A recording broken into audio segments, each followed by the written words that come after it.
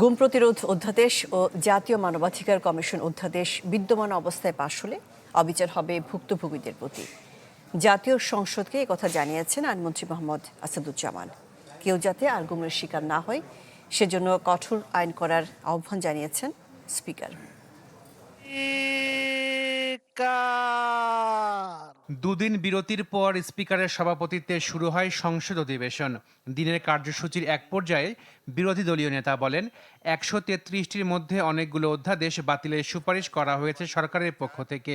এ নিয়ে আলোচনার দাবি করেন তিনি এবং আমরা তাতে আলোচনায় অংশ নিতে চাই। ধন্যবাদ। বিরোধী দলীয় সংসদ সদস্য মীর আহমদ বিন কাশেম বলেন, গুম প্রতিরোধ অধ্যাদেশ ১৩ এপ্রিলের মধ্যে বিল আকারে পাশ না হলে গুমের কোনো সংজ্ঞা থাকবে না। তাই অধ্যাদেশ অবিলম্বে পাশের আহ্বান তার। যদি সরকার কোনো পরিশোধিত করতে চায়, এই আইনটিকে আগে অনুমোদন দিয়ে আইনের রূপান্তরিত করুক, পরে সংশোধনী বিল এনে তাকে সংশোধনী করা হোক। যদি সেটা না করা হয় ১২ তারিখ এই আইনটি বাতিল হয়ে গেলে ১৩ তারিখ গুমের কোনো সংজ্ঞা থাকবে না। এসব বক্তব্যের জবাব দেন আইনমন্ত্রী। জানান, গুম প্রতিরোধ ও প্রতিকার অধ্যাদেশ এবং জাতীয় মানবাধিকার অধ্যাদেশ বিদ্যমান অবস্থায় পাশ হলে গুমের শিকার ব্যক্তিদের প্রতি অবিচার করা হবে। তাই এগুলো আরও যুগোপযোগী করা হবে বলেও জানান আইনমন্ত্রী। আমরা একই সাথে আইসিটি অ্যাক্ট ১৯৭৩ সালে ক্রাইম এগেনস্ট হিউম্যানিটির মধ্যে গুমের সংজ্ঞা অন্তর্ভুক্ত করেছি। সেখানে বিচার হবে, তদন্ত হবে। একই সাথে এদিকে এটা করেছি, আবার গুম আইনে আমরা এটাকে ভিন্ন একটা তদন্তের কথা বলছি। ওখানে সর্বোচ্চ শাস্তি মৃত্যুদণ্ড কিংবা গুমের যারা অপরাধী সর্বোচ্চ শাস্তি মৃত্যুদণ্ড কিংবা যাবজ্জীবন কারাদণ্ড।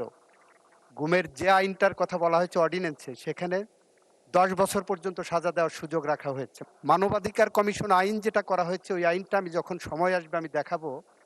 এই আইনটা যদি রাখা হয় এইভাবে, তাহলে বাংলাদেশের মানবাধিকার লঙ্ঘনের শিকার মানুষজন অতিরিক্ত হয়রানি এবং মানবাধিকার লঙ্ঘনের শিকার হবেন। এই আইনের তদন্তের নামে যে টাইম ফ্রেমটা দেওয়া হয়েছে, এই দুটো আইনই এই সেশনের মাঝামাঝি বা পরবর্তীতে অংশীজনদের সাথে আলাপ আলোচনা করে পরবর্তীতে সুনির্দিষ্টভাবে বিল আনবো, যাতে করে অপরাধীরা কোনোভাবেই ছাড়া না পায়।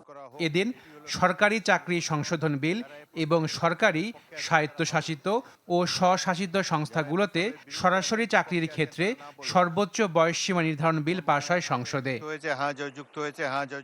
Ashikin Prince, channel 24, Dhaka.